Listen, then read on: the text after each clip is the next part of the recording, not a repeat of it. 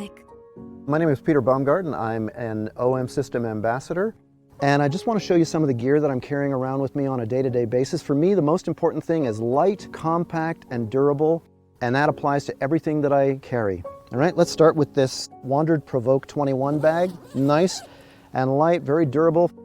And inside, my camera of choice is the OM1. Light, compact, great form factor, weather sealed. I can carry this thing around all day. And I've got attached to it the 8-25. This is my go-to landscape lens.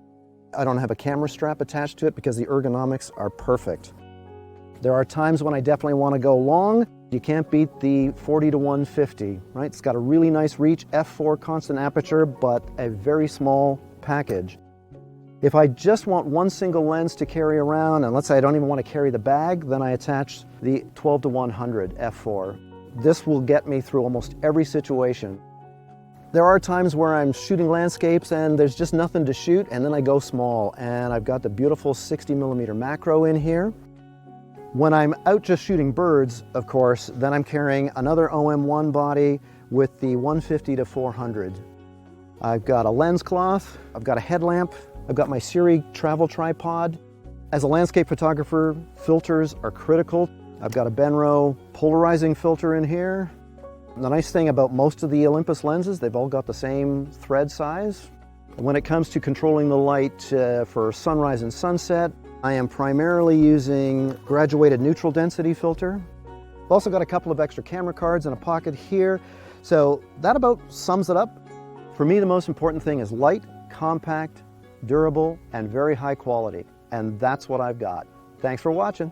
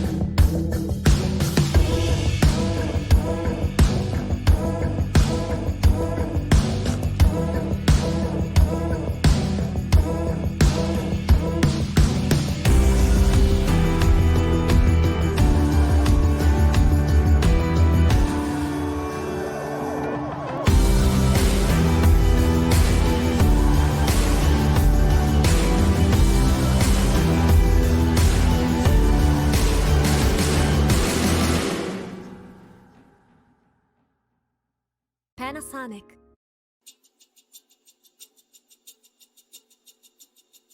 My name is Jason Vong, and today I'm going to show you how to hook up your Sony camera to your computer to be used as a webcam for live streaming. You will need a few items to get started: a camera with an HDMI output port with a tripod, a USB to HDMI capture card device, and a HDMI cable. So let's go ahead and dive into the specifics to ensure that you have all the right gear. Just about every Sony camera, including the Alpha and the RX series, have a micro HDMI output port. But just to be absolutely sure, I highly recommend looking up the camera model and finding out what size is the HDMI. It will be either full, mini, or micro. And believe it or not, there's a huge difference between a mini HDMI and a micro HDMI. I personally use the Alpha 7R Mark IV and the Alpha 7 Mark III, and both use a micro HDMI connection. Next up, ensure that you're buying a USB to HDMI capture card device and not simply a USB to HDMI adapter. The capture card device is what allows the feed of your camera to be sent to your PC or Mac. There are several good options out there, such as the Elgato Camlink 4K and the Aver Media Live Gamer Portable 2 Plus. Personally, I have the Elgato Camlink, which is incredibly compact and small, which helps when I want to live stream even when I'm out of town. Now, just a quick heads up, if you're using a Mac with only Thunderbolt 3 connectivity, you will need to get a Thunderbolt 3 to USB 3 adapter in order for you to connect your capture card device. Lastly, the HDMI cable. The capture card device will likely take a full-size HDMI, but on the other end of that cable has to match the size that your camera takes. In my case, I will need a full HDMI to micro HDMI cable for my A7R Mark IV and my CamLink. Simply connect them all together, and any software that can recognize a camera connection will list your capture card device as an option to be used. This includes Skype, Slack, Zoom, and even Google Hangouts. You are now even ready to stream on Facebook Live and YouTube Live. Now, if you do see your camera menu items being displayed while you're connected to your computer, simply head to the menu, find HDMI settings, info display, and turn it off. This is what's known as a clean HDMI feed. Also, to ensure that you're in focus while you stream, enable face detection autofocus. Your camera should also be in movie mode, and continuous autofocus should be enabled. If face detection is not showing up for whatever reason, simply find file format in the menu and change from 4K to HD. Definitely download Open Broadcast software, commonly known as OBS. And to use this software to stream to Facebook, YouTube, or even Twitch Live, simply copy the stream key from those platforms to OBS and start broadcast. And that's it.